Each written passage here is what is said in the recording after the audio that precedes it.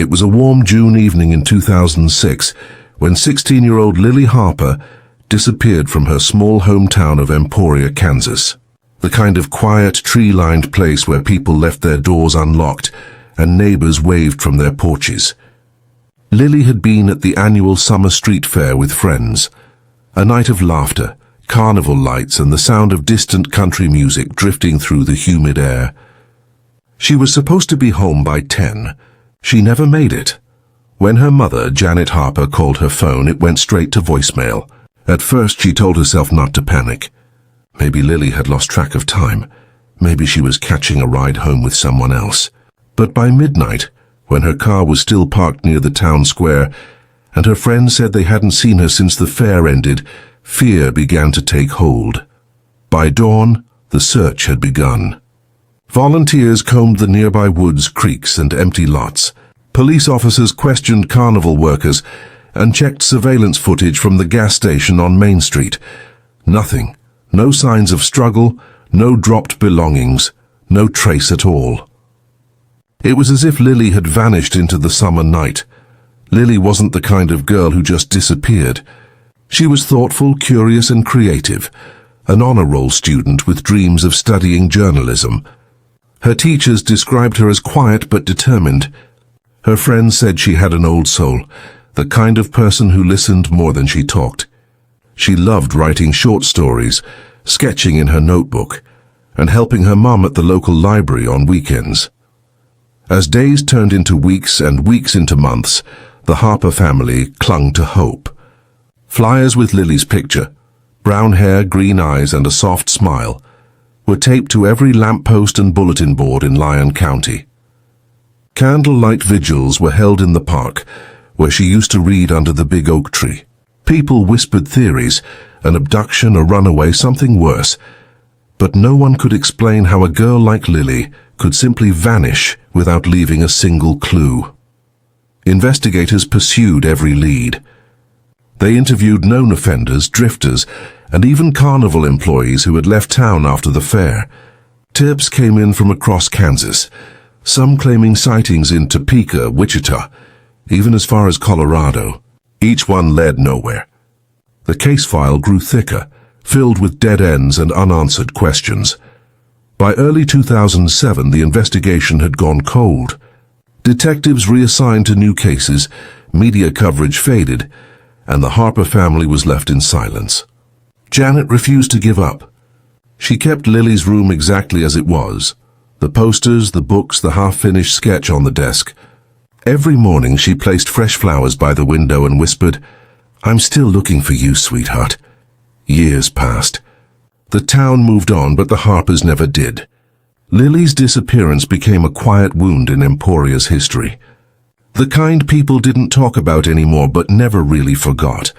Then, nearly 17 years later, in 2023, a routine evidence review changed everything. A young forensic analyst named Erin Walsh, working with the Kansas Bureau of Investigation, reopened several cold cases for retesting under a statewide DNA initiative. Among them was a small evidence envelope labeled simply, "Harper, Lily, 2006. Inside was a single item, a hair strand recovered from the back seat of an abandoned truck found days after Lily's disappearance. At the time, it hadn't matched anyone in the national database. But now technology had advanced. When the sample was run through the updated DNA system, a hit came back, a partial match to a family member of a registered offender in neighboring Missouri. That single match would lead investigators down a path that would finally expose the truth behind one of Kansas's most haunting mysteries. When the DNA hit came through in early 2023, it landed on the desk of Detective Mark Hensley, a veteran with the Kansas Bureau of Investigation's Cold Case Unit. Hensley had worked homicides for over 2 decades, and he'd seen his share of heartbreak. But something about Lily Harper's case caught his attention. He remembered seeing her picture years ago. A shy smile, green eyes full of quiet confidence, back when the case had first made headlines. "She could have been anyone's daughter," he'd said once to a colleague. Now holding the thin case file in his hands, he made a silent promise to her family. "This time, we finish it." The partial DNA match from the Missouri database pointed to a family line connected to Earl Jennings, a man with prior convictions for burglary and assault, who had lived near the Kansas border around the time Lily disappeared. Jennings himself had died in 2016, but his nephew Travis Jennings was still alive and still living in Missouri. Investigators began quietly retracing Travis's past. He had no major criminal record, just a few minor infractions, trespassing, reckless driving, nothing violent. But what stood out was his work history. In 2006, Travis had been part of a traveling maintenance crew contracted by the carnival company that ran the Emporia Fair. He would have been 25 years old, the same age witnesses had described when reporting a man seen talking to Lily near the funnel cake stand that night. Detective Hensley and forensic analyst Erin Walsh formed a small task force to dig deeper.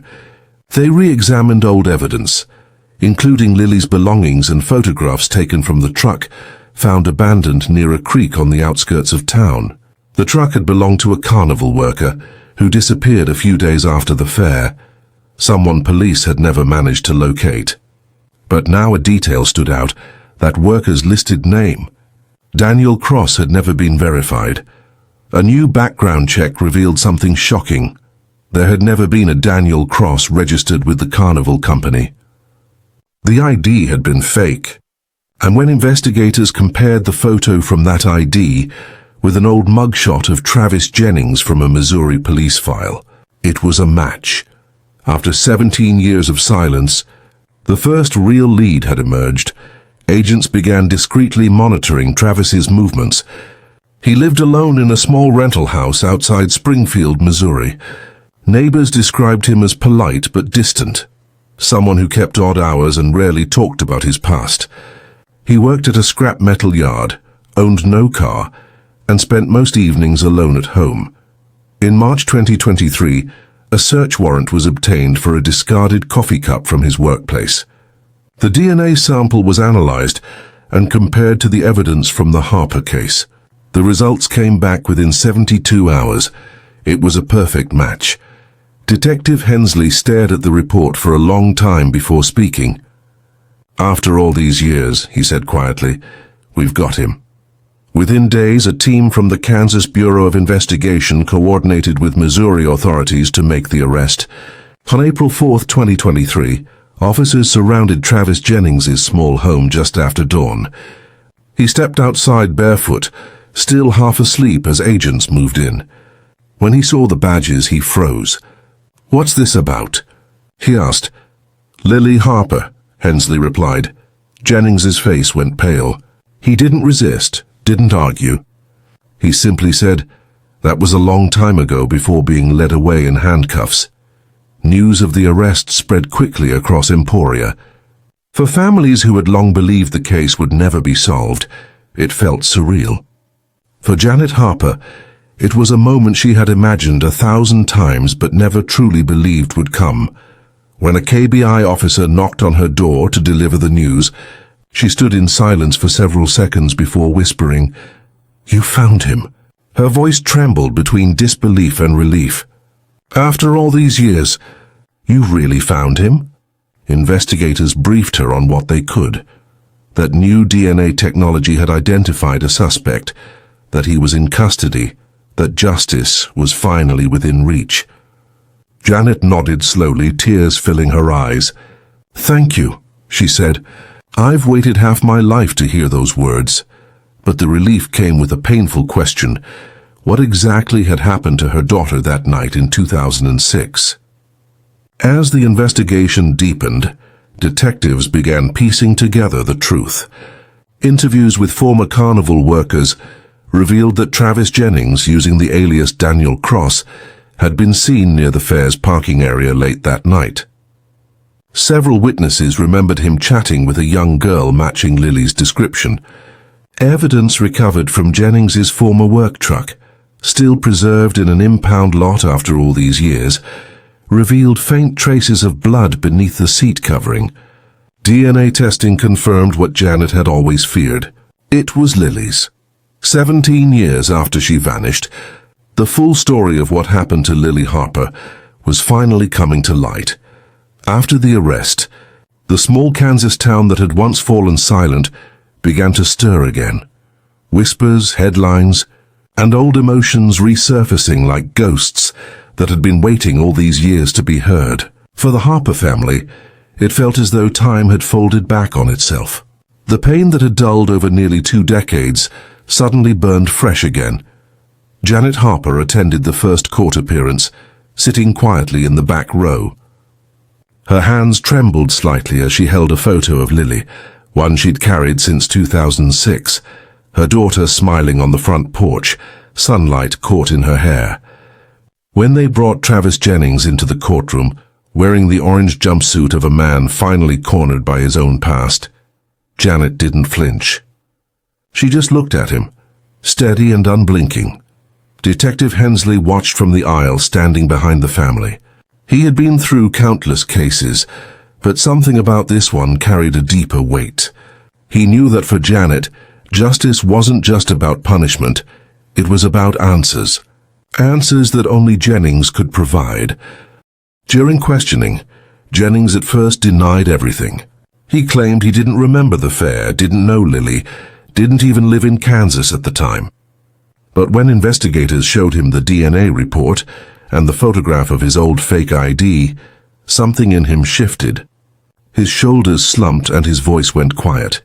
He didn't confess in anger or fear, just resignation. "I didn't mean for it to happen," he murmured, his voice barely audible on the recording. "She got scared. I panicked." Over several hours, the truth began to emerge. He had approached Lily near the fairground after she'd become separated from her friends, offering her a ride home. When she refused, he grabbed her. She fought back. In the struggle, he struck her, and when he realized what he'd done, he panicked. He took her to a remote field outside town, miles from the main road. What happened there ended her life. He buried her beneath a shallow patch of earth, covered the spot with brush, and drove away before dawn. The field had since been developed, turned into new farmland years later, and no one had ever found a trace. When detectives replayed his confession to Janet, she sat perfectly still, tears streaming down her face. 17 years, she whispered. 17 years she was right there, and none of us knew. Excavation teams were dispatched to the site, identified in Jennings's statement. After 3 days of searching, they found what they'd been hoping and dreading to find. Small fragments of bone, a silver necklace, and a heart-shaped locket with the initials LH engraved inside. The same one Lily's father had given her on her 16th birthday. The discovery brought closure, but not comfort. News spread quickly across Kansas, and for many the case became a reminder of how fragile small-town safety could be. "We all thought something like this couldn't happen here," one longtime resident said to a reporter. "We were wrong. The town came together in grief. A vigil was held at the park where Lily used to read. Hundreds of candles flickering in the warm evening air. Students from her former high school placed flowers beneath the oak tree that now bore a small plaque engraved with her name. Detective Hensley stood at the edge of the crowd that night, quietly watching. Erin Walsh, the forensic analyst who had run the DNA test that cracked the case, stood beside him. "It's strange," she said softly. "Something so small, a single strand of hair, brought all of this to light." Hensley nodded. "Sometimes justice whispers," he said. "You just have to listen long enough." In the months that followed, prosecutors prepared for trial. Jennings was charged with first-degree murder, kidnapping, and obstruction of justice. He initially entered a plea of not guilty, but after his confession and the DNA evidence were ruled admissible, his attorney approached the prosecution about a plea deal. Janet Harper refused to support any agreement that would spare him a full sentence. "He took my daughter's life," she told the district attorney. "He doesn't get to walk away from that." Not after 17 years of silence. In August 2023, Jennings changed his plea to guilty on all counts. During sentencing, Janet was given the chance to address the court. Standing at the podium, she took a deep breath before speaking. "You took something from me that can never be replaced," she said, her voice steady but full of emotion. "For 17 years you walked free while I woke up every morning, wondering where my little girl was. But today I finally know. And I hope you spend every remaining day remembering what you did, because I will never forget." Jennings showed no visible reaction. The judge sentenced him to life in prison without the possibility of parole, stating that the passage of time does not lessen the weight of justice. Outside the courthouse, Janet spoke briefly to the press. "It's over," she said quietly.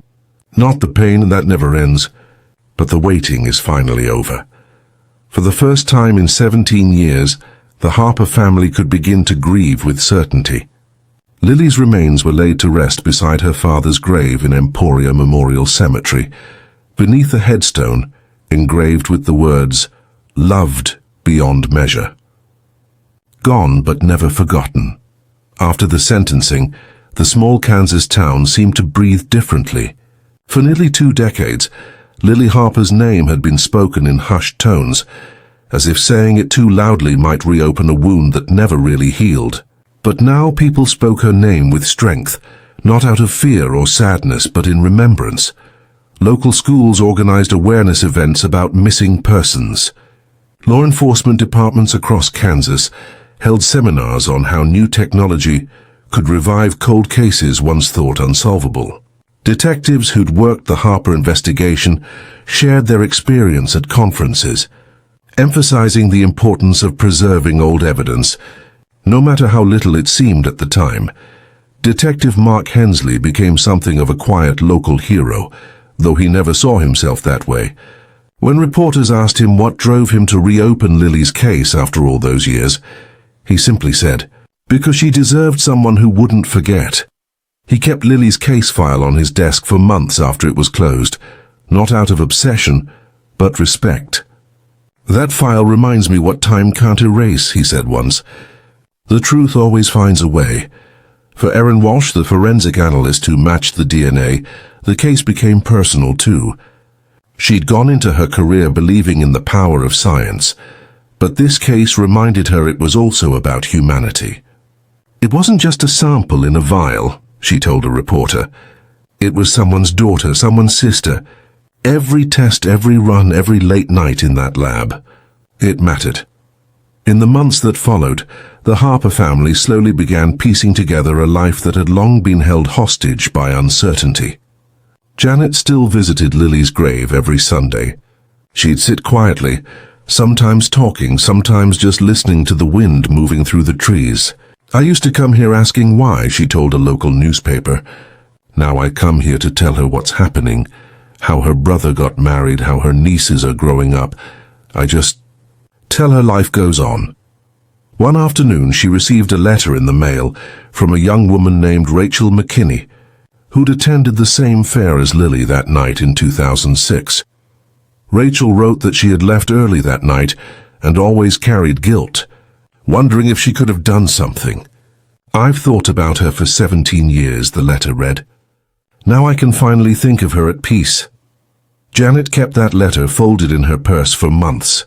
The case also spurred change in state policy. In 2024, Kansas passed a new bill requiring all untested evidence from violent crimes before 2010 to be re-examined with modern DNA techniques. Lawmakers called it Lily's Law, in honor of the young woman whose case proved how technology and persistence could change everything. The story spread far beyond Emporia. National news outlets covered it, praising the relentless work of investigators and scientists. But for the people who lived there, it was more than a headline. It was a story about lost justice, and how even in the quietest corners of America, truth has a way of echoing back. In an interview with a local station, Detective Hensley shared something that resonated deeply with viewers. "People think closure means peace," he said. "But closure isn't peace, it's knowledge. It's knowing the story's end, even if it breaks your heart. On the one-year anniversary of the sentencing, the Harper family and townspeople gathered at the park for a memorial walk in Lily's honor. The same park where years ago the candlelight vigil had first been held. This time the atmosphere was lighter. There were still tears but also laughter, stories about Lily's kindness, her dreams of becoming a teacher, her terrible taste in country music. At sunset, Janet stood before the crowd holding a single candle. 17 years ago, she said softly, we lost a light in this town. But today when I look around, I see her everywhere. In every smile, every person who remembers. My daughter didn't just leave this world. She left a mark. The crowd fell silent, candles flickering in the soft orange glow of the evening sky. For a brief moment it felt like Lily was there. Her presence woven through the quiet Kansas air, her memory alive in every heart that refused to forget her. As the night deepened, Hensley watched the candles from a distance. The field stretched out before him, calm, endless, peaceful. He thought of all the cases still unsolved, all the families still waiting. And he whispered something to himself, a promise that echoed softly into the wind. Not forgotten, not ever. Months after the memorial, life in Emporia began to settle again, though it would never quite return to what it once was. The Harper family's old house, the one that had stood at the end of a quiet street with peeling white paint and the same porch swing Lily used to sit on, became something of a local landmark. People would slow their cars as they passed, some stopping to leave flowers at the base of the mailbox. A small plaque, donated by neighbors, read simply, "For Lily Harper, gone but never forgotten." Janet Harper kept her daughter's room almost exactly as it had been. The faded posters on the wall, the stack of notebooks filled with half-written poems, the small dream catcher hanging by the window, all reminders of a life that ended too soon. But now instead of pain, there was peace in that room. Janet said she could finally walk inside, without feeling the crushing weight of the unknown. "It's quiet now," she said once, "but not empty. She's still here in every corner." Her son Ben, who had spent most of his adult life trying to outrun the shadow of that night, finally moved back to Kansas. He began volunteering with the Lily Harper Foundation, an organization his mother helped start to support missing persons investigations in small towns. The foundation provides funding for DNA testing, victim advocacy, and trauma counseling for families left behind. "No one should wait 17 years to know what happened," Ben told a local journalist.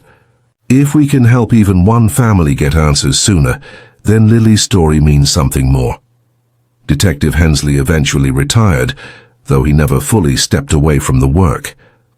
He consults part-time for the Kansas Bureau of Investigation, helping train younger detectives in cold case methodology. On his desk sits a framed photo of Lily, not as evidence but as a reminder of why persistence matters. "The day we closed her case," he once said, "I realized something important. Justice isn't about punishment. It's about remembering someone long enough to bring them home." As for the town itself, the case changed more than anyone expected. The police department began a community partnership program, inviting residents to learn how evidence is preserved and why even the smallest detail can matter years later. High school students take part in an annual Justice Week, studying the Harper case as a real example of how technology and determination can intersect to uncover truth. One of Lily's former classmates now teaches at that same school, and every year she tells her students, "Lily was one of us." Her story reminds us that silence never helps anyone. Across the country, law enforcement agencies began referring to the Harper investigation in training materials. It was cited in FBI seminars as an example of how genetic genealogy and retesting old DNA could lead to breakthroughs. What had started as a tragedy in a small Kansas town became a symbol of modern forensic hope, and yet even with justice served, there remained the unanswerable question, why? Why did someone like David Rourke take an innocent life and then live among ordinary people as if nothing had happened. Why did it take so long for the truth to surface? The answers may have died with him, but the lessons stayed alive. Evil can hide in plain sight, but so can perseverance.